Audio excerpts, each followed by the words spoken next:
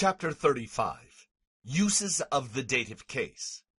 Chapter 35 covers the following. Special uses of the dative case, including those with certain verbs that take the dative with compound verbs, the dative of possession, and the dative with certain adjectives. At the end of the lesson, we'll review the vocabulary, which you should memorize in this chapter. There are 4 important rules to remember in this chapter. Rule 1. 10 special verbs in Latin expect a noun in the dative case. Rule 2. So-called compound verbs also take dative objects, though it would be more accurate to say the compounds, that is prefixes, attached to the front of some verbs do. Rule 3. The formula for the dative of possession is a third-person form of the verb to be, esse, plus a nominative noun, plus a dative noun, rendering a translation like, there is a book, nominative, to me, dative, meaning, I have a book. Rule 4. Nouns in the dative case are used to complete the sense of certain adjectives. The dative with special verbs. This is a lesson centering on Latin idiom, expressions which will almost certainly seem odd to you, because their English equivalents don't correspond to the Latin exactly, or in some cases, even closely. Chapter 35 focuses on one type of Latin idiom, those involving the dative case. In particular, 10 very common verbs which expect dative objects, technically indirect objects, not accusative ones, even though the English verbs most often used to translate them call for direct objects. In other words, the English translation doesn't correspond directly to the Latin, and thus can be misleading. Indeed, the English can make you think you'll see an accusative direct object when there will be, in fact, a dative object.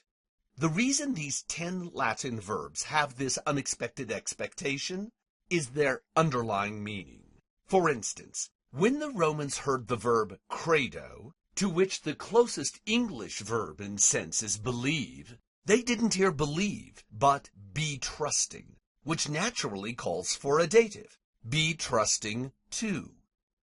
Here's a chart where we'll list all 10 of these verbs in the left-hand column.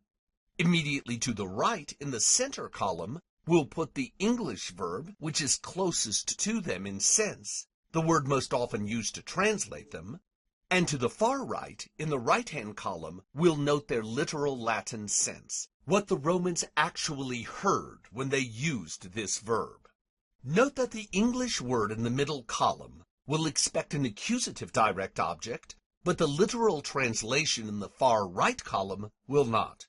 It will expect a dative object because of its basic sense. For instance, credo, the first verb on this list, is most often translated believe, though its real sense is be trusting to.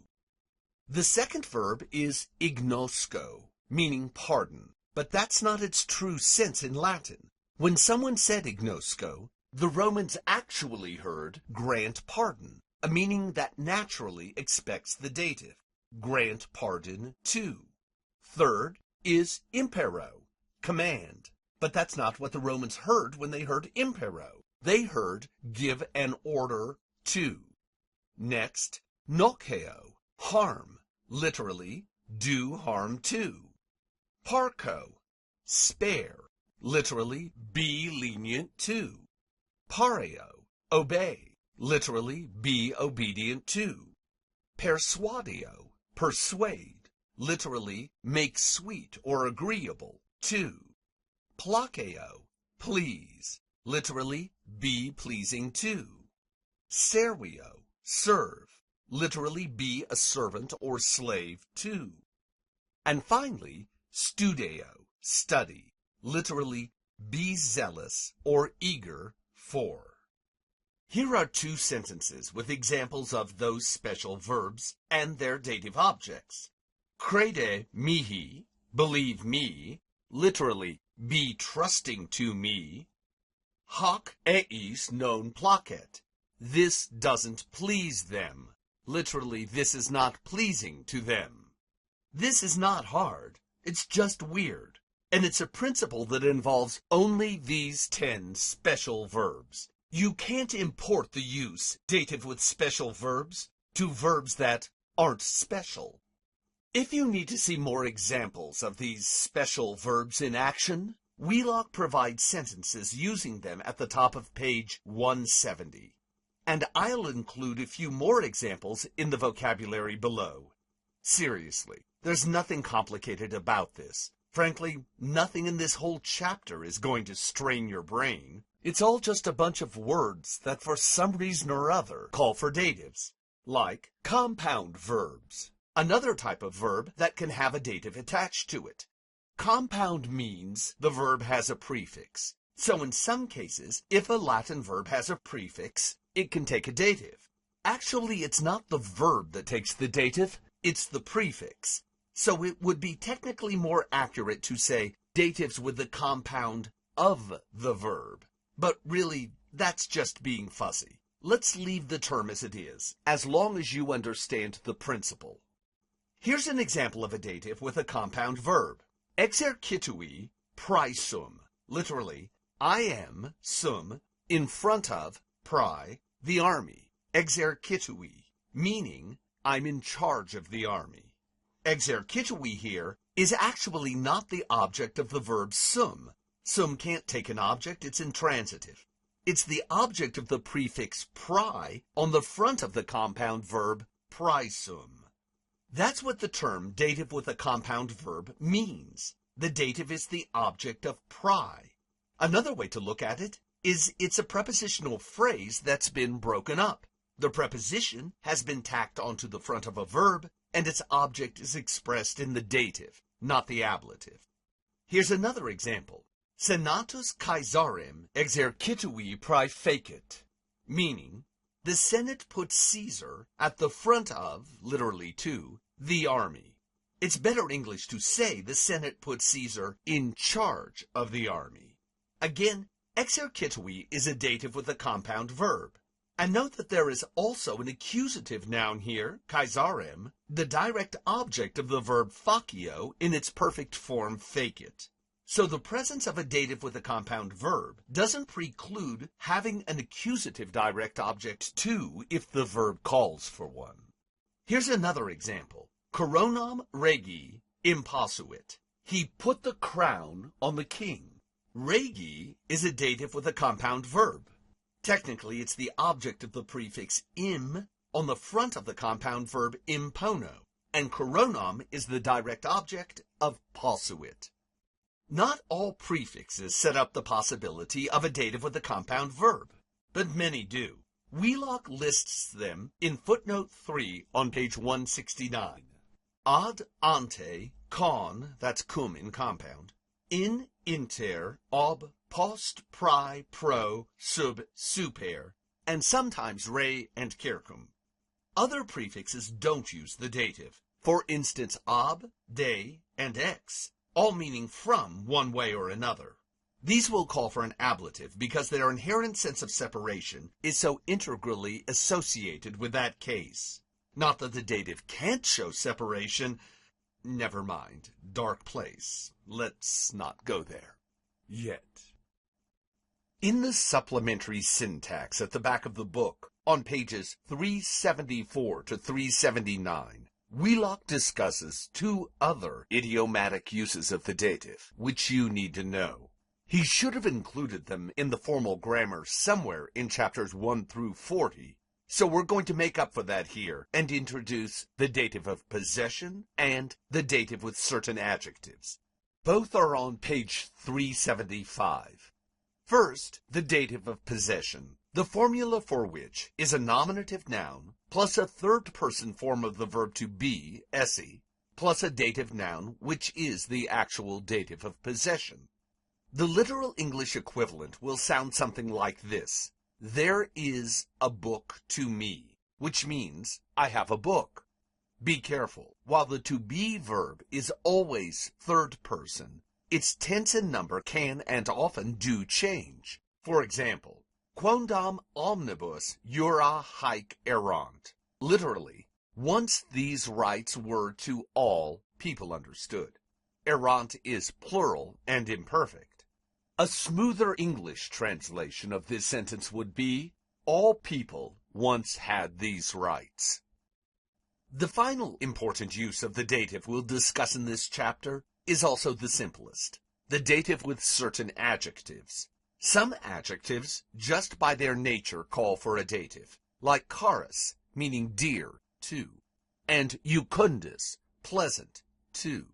To these could be added many more, such as amicus, friendly, to, par, equal, to, and similis, like, to or unto. What makes this so easy for us to learn is that the English counterparts of most of these adjectives also set up the possibility of a dative after them. When idiom matches idiom, life is idiotically sweet. Enjoy it. So let's review briefly the dative usages you just learned and frame them as the type of grammar question you'll be asked in exercises and on tests. The first is the dative with special verbs. Special verbs include those 10 we charted out above, like noceo. For instance, nemini nocebat, meaning he did harm to no one, or in better English, he harmed no one. So if I underline nemini and ask you what case and why, say dative with a special verb. Or you can say dative with noceo. In other words, you can cite the rule or the special verb. Both are equally correct. Second is the dative with the compound verb, more precisely, the compound of the verb, such as militibus bonum praeposui, meaning I placed posui, a good man, bonum, in front of prae, the soldiers, militibus. That is, I made a good man the soldier's commander. If I underline militibus and ask you what case and why, what would your answer be? Dative with a compound verb. But don't cite the specific verb here. Instead, say the rule with a compound verb, so I know that you know it's the prae that's tripping off the dative, not the whole verb, including posui. The posui has its own expectation, here bonum, an accusative direct object, which is also a perfectly legitimate grammar question. Next is the dative of possession, a construction consisting of a dative noun plus a nominative noun plus a third-person form of esse, as in nobis sapientia est, meaning literally, there is wisdom to us, or in other, better words, we have wisdom. What would your answer be if I underlined nobis and asked you what case and why? The dative of possession, of course. And finally, the dative with certain adjectives, really a collage of adjectives whose meaning calls for a dative, such as omnibus amici simus, let's be friends or friendly to all people. Omnibus is what case and why? Dative with a special adjective, or amicus. That's it for the grammar in this chapter. Now let's look at the vocabulary. First word, adversus a meaning opposite or adverse. It's a first-second declension adjective, one of those special adjectives which expects a dative after it, as in nobis adversus, adverse to us. The next word is a verb, impero, first conjugation, meaning give orders to or command. This is one of the 10 special verbs featured in this chapter. It takes a dative object. How would Latin say, let us not command this army? Let? How does Latin say let? Yes, the just subjunctive. So, what's the present tense subjunctive marker for first conjugation? Who reads a diary? She does. And the word for army will be in what case? That's right, dative. Finally, how does hic, haec, hoc form its dative singular? Hic, haec, hoc, huius, huius, huius, huic. So, what's the answer? Ne exercitui huic imperemus. Next is another verb, miror mirari miratus sum, meaning marvel at, admire, or wonder, a first conjugation deponent. Like the vast majority of deponents, miror expects an accusative direct object. So, how would Latin say, if someone should flee danger, why would I admire him? I told you we'd practice sentences in this vocabulary. Do I lie? Okay, let's take this one thing at a time. What kind of condition uses should, would? FLV, which in Latin has what tense and mood? Present subjunctive. How do you say someone after if? After si, nisi, numene. Yeah, Ollie takes a holiday, so it'll be si quis. And the translation? Si quis periculum fugiat, cur eum mirare.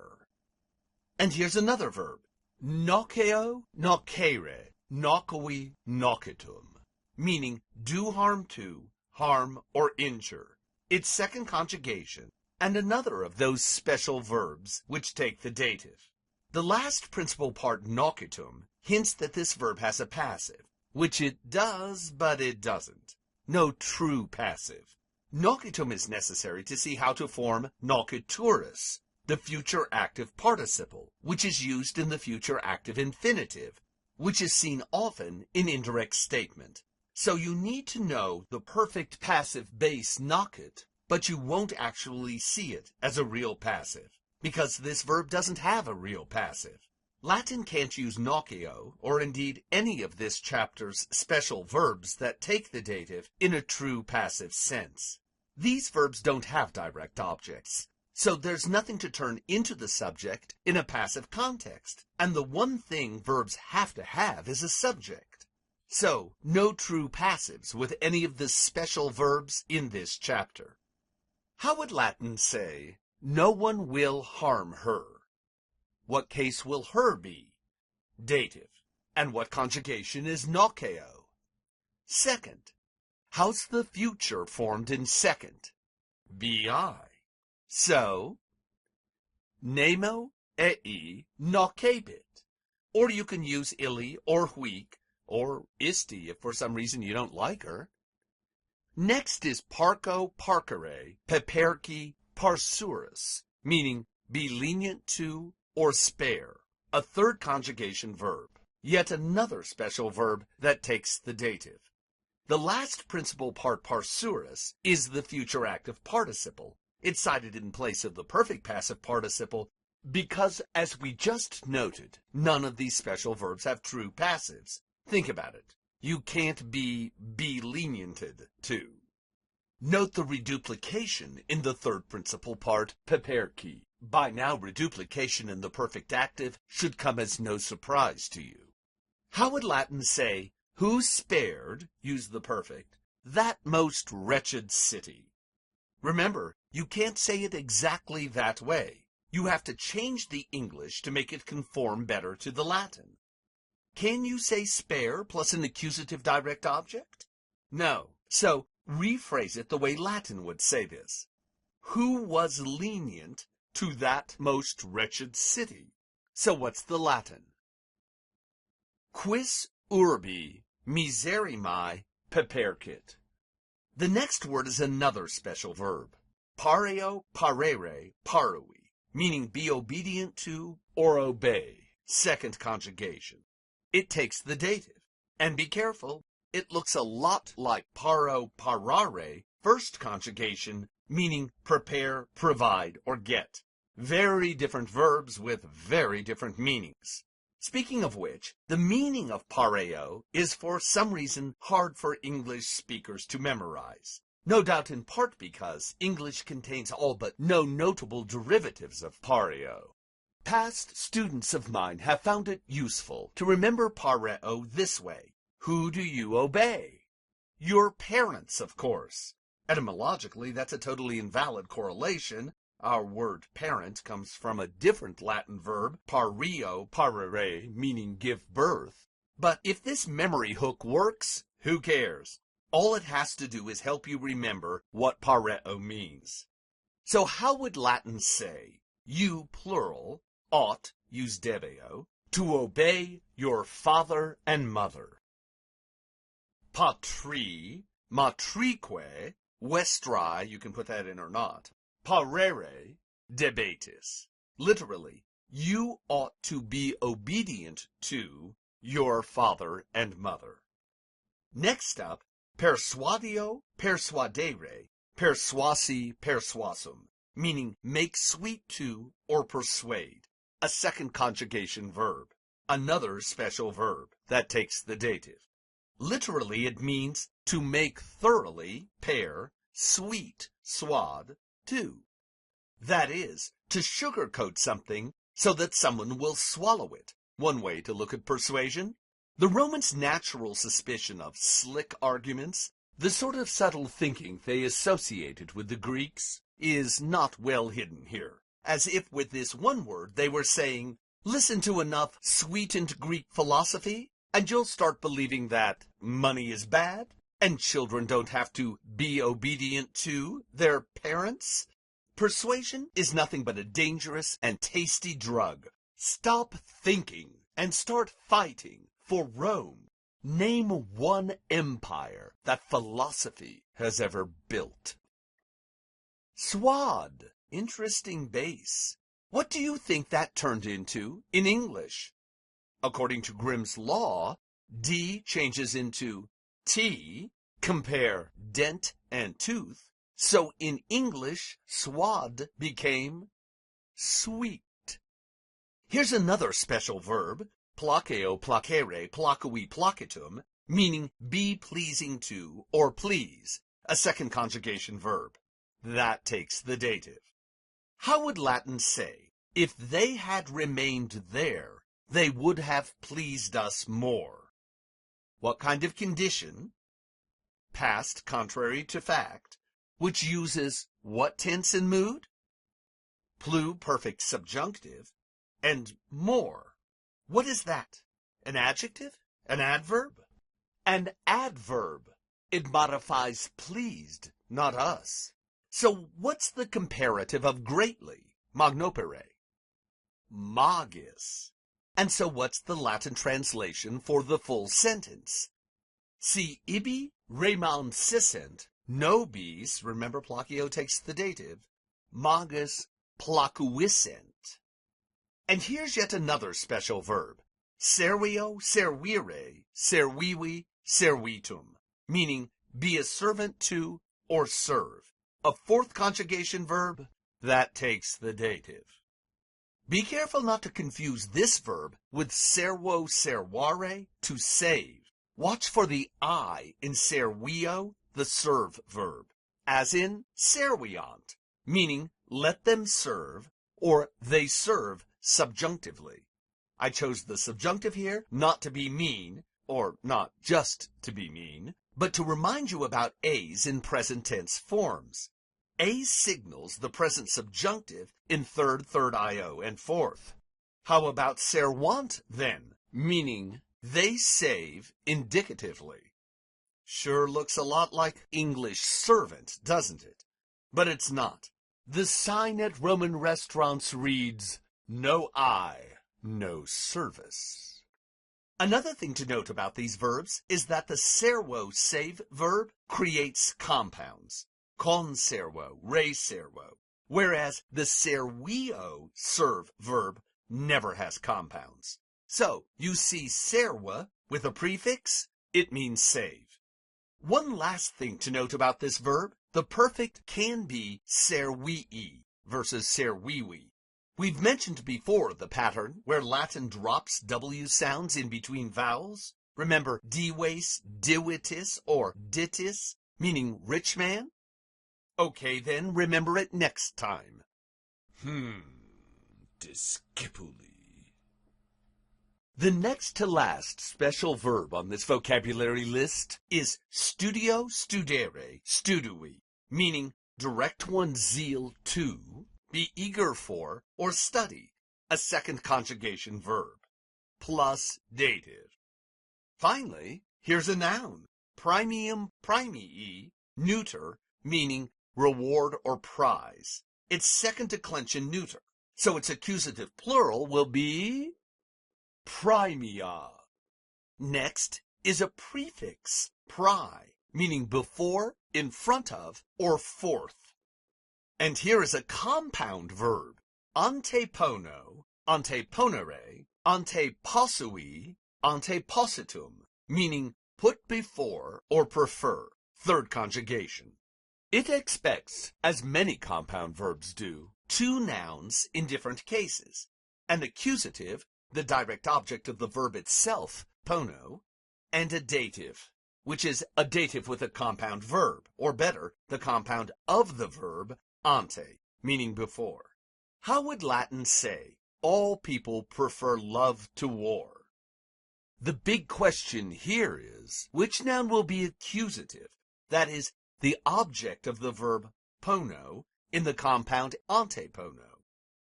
Love. And which will be dative, the object of the ante prefix on the front of antepono? War.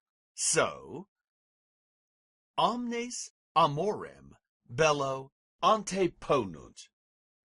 And the last special verb, the last word to learn here, is ignosco ignoscere, ignoi ignotum, meaning grant pardon to or forgive.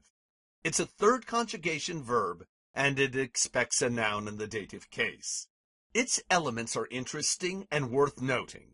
The prefix in, here just I, means not. The base gno means no, Grimm's law, G equals K. And sc is the inchoative affix, meaning begin. Note that, as is the rule, the inchoative affix is dropped in the perfect, ignoi and ignotum, where begin has no place. So, altogether, gno, sco means literally, I begin not to know. When the Romans heard that, they understood fail to acknowledge, most often a crime someone's committed, which is one way of saying it's forgiven. A crime can't be a crime until it's recognized as such. If the Romans wanted to say not know or be unaware of, that is, actually be ignorant, they had to deploy a different verb, like ignoro or nescio. Remember, most judges will not pardon ignorance of the law, nor will I fail to acknowledge unawareness of Latin. Get to work memorizing the vocabulary in this chapter. Do the rules that were cited at the beginning of this chapter now make sense to you? If not, please review this presentation. If so, please proceed to the next slide. For the next class meeting, please bring in a copy of the Practice and Review Sentences for Chapter 35 on page 170 and 171 of Wheelock's text. Si haec omnia studio quam maximo discere voletis, multa beneficia accipietis o discipuli mei.